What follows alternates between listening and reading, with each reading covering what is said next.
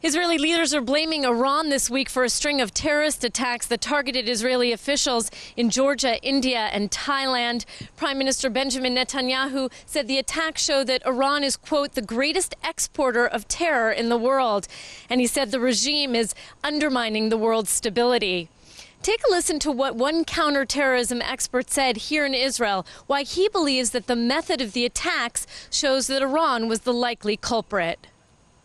They chose the exact, almost the exact modus operandi of those which were using or conducting the attacks against the nuclear scientists in Iran, which Iran actually blamed Israel for being responsible for those attacks. I'm talking about the use of explosive device, which it's being connected by magnetic method to a vehicle. I believe the Iranians wanted to send a message that they are responsible for those attacks, that those attacks are retaliation to the attacks that were conducted in Iran, and Israel is blamed to be responsible for that by the Iranians.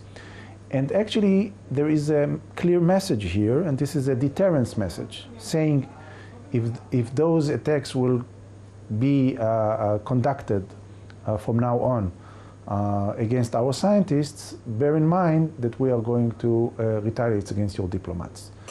Iran has denied any involvement in the bombing attacks. Police in both New Delhi and Bangkok say they've uncovered evidence that may incriminate Iran after searching the apartments of the alleged terrorists and looking at phone records. The three suspects arrested for the attacks in Bangkok are all Iranian nationals. Local Iranian-backed Hezbollah operatives may have also helped. The U.S. Department of Homeland Security says it's now concerned Hezbollah cells could attack Jewish targets in America. On the heels of all this, Iran beamed pictures of what it called another advancement in its nuclear energy program. President Ahmadinejad presided over a ceremony showing an Iranian nuclear fuel rod being inserted into a research reactor. I believe that the ceremony that was taking place in Iran was mainly in order to promote the morale of the Iranians themselves, and to give or to color the effort of nuclear militarization as a very patriotic and crucial effort for Iran. This is mainly, in my view, internal diplomacy. Pushing ahead with its nuclear program while intermittently talking to the international community continues to be Iran's strategy. Iran's official news agency has told European officials that it's ready for another round of diplomatic talks. No one here in Israel is very optimistic about progress.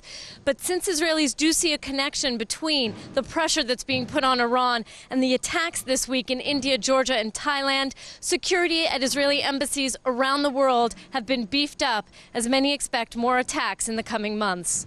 Jordana Miller, JN1, Jerusalem.